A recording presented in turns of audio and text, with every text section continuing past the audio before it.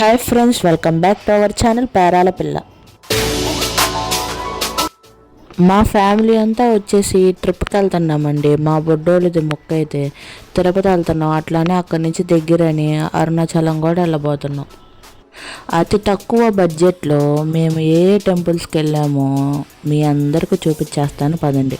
మా బుడ్డోడు చూసారా, నడుచుకుంటా వెళ్తున్నాడు. వాడి బ్యాగ్లో ఓన్లీ వాడికి సంబంధించినవే ఉన్నాయి. వాడి పాల డబ్బా, వాడి తినే చిప్స్ ప్యాకెట్లు అవన్నీ వాడి బ్యాగ్లో పెట్టుకొని వాడే తగిలించుకోవాలంట. పంతం పట్టుకొని కూర్చున్నాడు.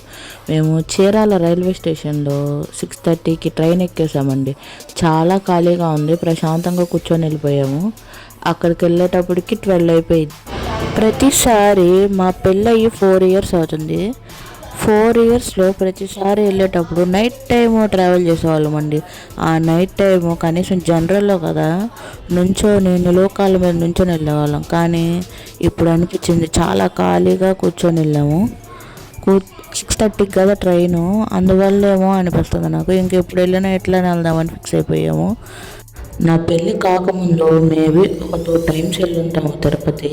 ఆ వెళ్ళిన 2 టైమ్స్ బస్సు ఎక్కి వెళ్ళిపోయి ఫ్రీ దర్శనం చేసుకొని అందరం వెళ్ళాలి. మా తాతయ్య అందరినీ తీసుకొని వెళ్ళేవాడు.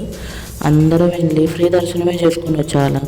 కానీ పెళ్ళైన తర్వాత మేబీ ఒక 4 టైమ్స్ 5 టైమ్స్ వెళ్ళి ఉంటాను. వెళ్ళిన 5 టైమ్స్ మెట్లు ఎక్కే వెళ్ళానండి. ఇదే ఫస్ట్ టైం ఎట్లా వెళ్తాం. మా ఆయన లైఫ్లో అయితే ఇదే ఫస్ట్ టైం. మేబీ ఒక 15 సార్లు అని వెళ్ళి ఉంటాడు.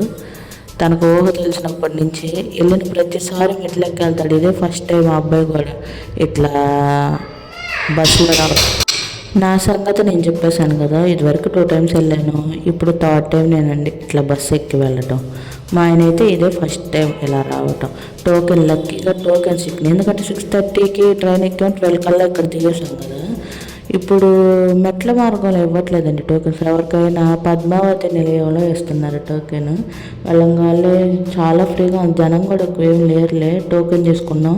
టోకెన్ తీసుకొని అక్కడ 3 వరకు 4 వరకు నిద్రపోయాం. అక్కడే నిద్రపోయి బస్సు ఎక్కి కొండపైకి వెళ్ళిపోయి మేము ఇప్పుడు తీసుకున్న ఇక్కడే లాకర్ తీసుకుంటామండి. లాకరే తీసుకుంటాం, గదేం తీసుకోవాలి మేము. లాకరే తీసుకొని అక్కడే రెడీ అయిపోయి చక్కగా స్నానాలు చేసేసి హాట్ వాటర్ వస్తాయి, అన్నీ వస్తాయి, పడుకోవడానికి బాగుంటుంది, అంతా బాగుండిద్ది. ఇక్కడే తీసుకుంటాము. అట్లానే ఎంటికలు కూడా ఇక్కడే ఇచ్చేస్తాము. మా ఆయన మా అబ్బాయి ఇద్దరు ఎంటికలు ఇవ్వడానికి వెళ్తున్నారు. నేను వాళ్ళ వెనకాల వెళ్తున్నా. మా బుడ్డోడు ఫస్ట్ టైం ఎంటికలు ఇచ్చేటప్పుడు ఏడిచాడు, కానీ ఇప్పుడైతే అసలు ఏడుపులేదు. గమ్ముగా వెళ్ళి కూర్చొని చక్కగా తీపించుకున్నాడు. కానీ వీడియో తీయలేదు, వాళ్ళు వద్దు తీయకూడదు అన్నారు, అందుకని తీయలేదు. కానీ చక్కగా కూర్చొని తీపించుకున్నాడు. ముందు జుట్టు తడిపించుకొని చక్కగా వెళ్ళి తర్వాత ఎంటికలు ఆ గోవిందుడికి మేము అనుకున్నట్టుగానే ఇచ్చేసేసాం. అదేంటో కానండి, ఈసారి అన్నీ మాకు అనుకూలంగానే జరిగినాయి. ట్రైన్లో చక్కగా సీట్లు చిక్కినాయి. నడిచే పని లేకుండా ఈసారికి కొద్దిగా రెస్ట్ ఇచ్చినట్టు ఆ వెంకటేశ్వర స్వామి మాకు టోకెన్లు చిక్కినాయి. చక్కగా బస్సు ఎక్కేసి పైకి వచ్చేసేసాము. మళ్ళీ అందులో దర్శనానికి వెళ్ళినప్పుడు మనల్ని వెయిటింగ్ రూమ్లో ఉంచుతారు కదా, అట్లా కూడా ఉంచలేదండి. డైరెక్ట్గా దర్శనానికే వెళ్ళిపోయాం. ఒక 3 అవర్స్ పట్టింది అంతే. కానీ మనం క్యూ లైన్లో అంతసేపు నిలబడి అంత దూరం నడిచి వెళ్ళి, కానీ ఆ స్వామి ముందు ఎన్ని నిమిషాల నుంచి ఉంటామండి? 1 నిమిషం లాగేస్తారు. ఆ 1 నిమిషం కోసం ఎంత పోరాటం చేస్తామో ఆ 1 నిమిషంలో అదంతా మర్చిపోతాం ఆయన్ని చూడంగానే. కానీ బయటకు వెళ్తే ఆయన మాత్రం మన మైండ్లో మాత్రం గుర్తుండడు. కానీ ఆయన్ని నా కళ్ళారా నేను చూస్తే మాత్రం నా కళ్ళంబట్టి నీళ్ళు రావాల్సిందండి. నేను అంత ఇష్టపడతాను ఆయన్ని, చాలా ఇష్టపడతాను ఆయన్ని. అలానే అమ్మవారిని, దుర్గమ్మను కూడా చాలా ఇష్టపడతాను. కానీ అండి, కింద మాత్రం చెప్పటం జనం లేరు అని అదేందో కానీ క్యూ లైన్లోకి వెళ్ళంగానే ఎక్కలేని జనం వచ్చేస్తారు. ఇంతమంది జనం ఉన్నారా బాబోయ్ అని అనిపించింది. ఆ తోసుకోవటం తొక్కుకోవటం మామూలుగా ఉండదన్నమాట. మేమైతే రెడీ అయిపోయామండి దర్శనానికి వెళ్దామని.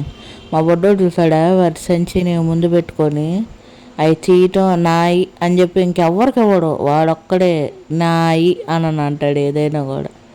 మేమైతే రెడీ అయిపోయాం దర్శనానికి అందరం వెళ్దామని చెప్పి. వీళ్ళు చూడండి బిఫోర్ ఆఫ్టర్ ఎలా ఉన్నారు. దర్శనానికి వెళ్ళేటప్పుడు ముఖ చిత్రాలు ఎలా ఉంటాయి, ఆఫ్టరు వేరేగా ఉంటాయి. అలిసిపోయి సొలిసిపోయి మామూలుగా ఉండవు అనమాట ఆ ముఖ చిత్రాలు. అది కూడా చూపిస్తా చూడండి. ఇప్పుడు ఇది దర్శనంలో మేము, తర్వాత ఇప్పుడు చూడండి ఎలా ఉన్నాను. దర్శనం అయితే చాలా బాగా అందిందండి ఆ ఏడుకొండల వాడిది. మేము ఎక్స్పెక్ట్ చేసింది ఏంటంటే అరుణాచలం వెళ్తానికి తిరుపతిలో ట్రైన్ మాకు రేపు 2:30కి ఉంది, మంగళవారం 2:30కి ఉంది. కానీ సోమవారం మాకు మధ్యాహ్నం 1ంటికే మ్యాక్సిమం దర్శనం అయిపోయింది. ఇంకో విషయం చెప్పటం మర్చిపోయాను. అన్ని సర్ప్రైజులు జరిగినాయి అని చెప్పాను కదా, అందులో మళ్ళీ వెంగమాంబ సత్రంలో మేము ఎప్పుడూ భోజనం చేయలేదండి. ఇప్పుడు లాకర్ తీసుకున్నాం చూసారా, అక్కడే భోజనం చేసేవాళ్ళం. కానీ ఈసారి వెంగమాంబ సత్రంలో భోజనం చేసాం, చాలా బాగుంది భోజనం అక్కడ. అట్లనే అరుణాచలం మంగళవారం మధ్యాహ్నం 2:30కి ఉంది కదా, కానీ ఈరోజు మధ్యాహ్నమే అయిపోవటం వల్ల మేమేమనుకున్నాం, సరే ఎటు మ్యాక్సిమం ఒక 1 డే ఉన్నట్టేలే టైము అనుకొని ఎటు బుధవారం అంటే 27th అనుకుంటా, వినాయక చవితి కదా, ఆ ముందు రోజు దర్శనం అయితేలే బాగుంటుంది అన్నట్టు కాణిపాకం వెళ్ళిపోయామండి. అక్కడి నుంచి దగ్గర కదా అని ముందు బస్ స్టాండ్కి వెళ్ళాం. కానీ అక్కడ ఎందుకులేండి, ఏపీలో ఫ్రీ బస్సులు పెట్టారు కదా, దండాలుగా ఆ బస్సులు నిండా ఆడోళ్ళే, ఇంకా రెండో వాళ్ళు లేరు. అది కాక మేము వెళ్ళేటప్పటికి ఈవినింగ్ 5 అయినట్టుంది. 5 నుంచి నాన్ స్టాప్ బస్సులే, ఫ్రీ టికెట్ లేదని చెప్పారు. ఇంక అక్కడి నుంచి మేము ట్రైన్కి వెళ్ళిపోయి ట్రైన్ నుంచి వెళ్ళిపోయామన్నమాట. చిత్తూరు వెళ్ళిపోయి చిత్తూరు నుంచి ఎట్లానో తీసుకెళ్ళాడండి మా హస్బెండ్. అక్కడి నుంచి కాణిపాకం నైట్ అక్కడే స్టే చేసి, ఆ వీడియో కూడా మీకు పోస్ట్ చేస్తాను. నైట్ అక్కడే స్టే చేసి కాణిపాక వినాయకుడు స్వామి దర్శనం కూడా చేసేసుకున్నామండి. కానీ నేచర్ని ఇష్టపడే వాళ్ళకు మాత్రం తిరుపతి చాలా నచ్చుద్దండి.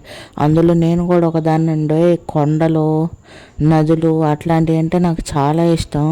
కిటికీ పక్కనే కూర్చున్నాను, అసలు చూడండి ఎంత ఎంత బాగుండిద్దంటే అంత బాగుండేది. అట్టనే భయం కూడా వేసిద్దండి, నాకు చాలా భయం. అసలు అటు తిప్పేస్తారు ఇటు తిప్పేస్తారు, కళ్ళు అయితే మూసుకోరు, నిద్ర వస్తున్నా కూడా కళ్ళు మూసుకోను, భయం. కానీ ఎక్కేటప్పుడు ఏమనిపించదు, కానీ దిగేటప్పుడే చాలా భయం వేసిద్ది. సరే అండి, నా మాటలు కాసేపు పక్కన పెట్టేసి నేచర్ని మనం ఎంజాయ్ చేద్దాం.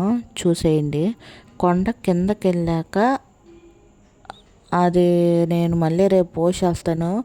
కాణిపాకం వెళ్ళాము, అరుణాచలం వెళ్ళాము, అవన్నీ నేను ఒక్కో రోజు ఒక్కోటి పోస్ట్ చేస్తాను. ఇప్పుడు మాత్రం మీరు నేచర్ని ఎంజాయ్ చేసేయండి.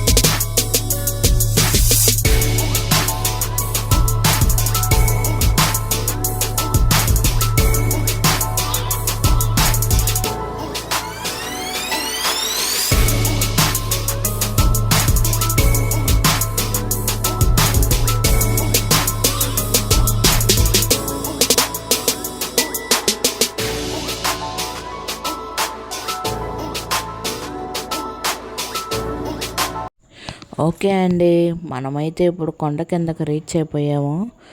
చెప్పాను కదా మన నెక్స్ట్ ప్లాన్ వచ్చి కాణిపాకం అని. ఈ వీడియో మీకు నచ్చినట్టయితే సబ్స్క్రైబ్ చేసుకోవటం మర్చిపోవద్దండి. అట్లానే గోవిందా అని కామెంట్ చేయండి. మరి మరొక కొత్త వీడియోతో మళ్ళీ రేపు వస్తానండి. ఉంటా మరి.